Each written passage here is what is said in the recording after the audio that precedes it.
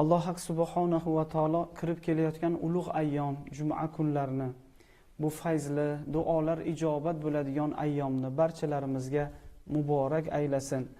Hamisha toati ibodatida hozir, hamisha dunyoyi oxiratda iymonga hamroh, hamisha aziz va mukarram Hazrati inson bo'lib yurishni Allohim barchalarimizga muyassar aylagan bo'lsin.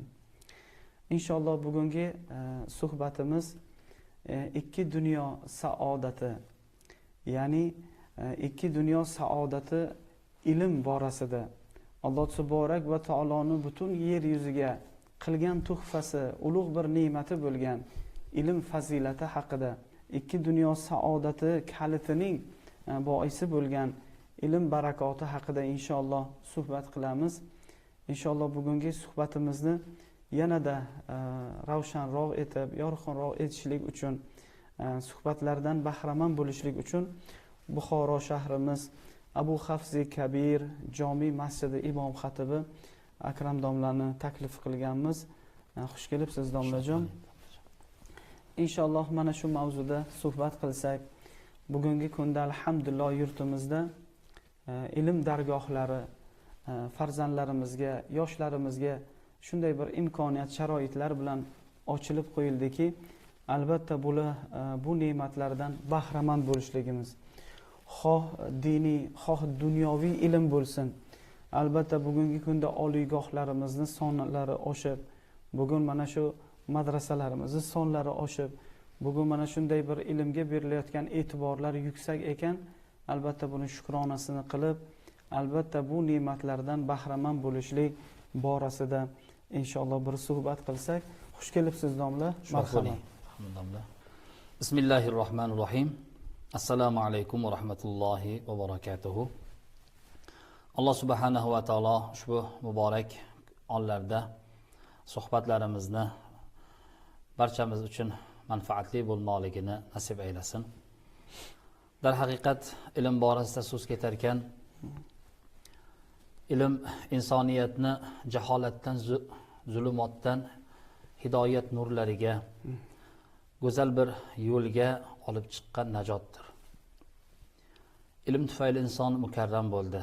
Ilm tufayli insonga Alloh taolo saodat berdi. Alloh taolo o'zining kalomi Qur'oni Karimda ham birinchi bo'lib o'ziga yo ibodat qilish yoki tavhid yoki boshqa bir kalima bilan emas, balki ta'lim olgin, o'qigin degan jumla bilan kalomi Qur'onni nozil qildi. Bundan bilinadiki, ilm ahli va ilm olishlik, uning martabasi naqadar buyuk va fazilatli ekanligiga dalolat qiladi. Alloh taolo Odam alayhissalomni xalq qilib yaratib, Odam alayhissalomni farishtalarning oldida qadrini baland qilish uchun ularga ta'zim sajdasi, ya'ni ulug'lashlik sajdasini buyurdi xalq qilgandan keyin. Odam alayhissalomni farishtalar orasida ham bunday maqom martabaga sabab bo'ladigan narsasi ilm bo'ldi.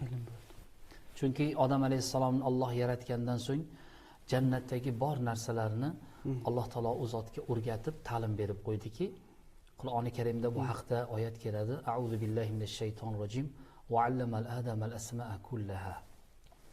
Odam alayhissalomga Alloh jannatdagi jamiki narsalarni nomma-nom o'rgatdi, ya'ni ta'lim berdi. Odam alayhissalom ilmli bo'ldi. Va Odam alayhissalom birinchi Alloh taolo u kishining vujudiga ruhni puflaganida aksa urdilar. Aksa urganlarda Hazrati Jibril alayhissalom kelib u kishiga yana ta'lim berdi. Alhamdulillah deb ayting dedi. Va u kishi alhamdulillah dedilar. Va farishtalarning huzuriga chiqqanlarida farishtalarga salom berishlikni ham o'rgatdilar. Bunda ham salom lafzini Jibril alayhissalom o'rgatdi. Assalomu alaykum deb o'rgatdilar. Shunda hamma farishtalar va alaykumussalom deb javob berdilar. Odam alayhissalatu vassalomni e'zozlagan va qadrini ko'targan, qadrini baland qilgan narsa ilm bo'ldi.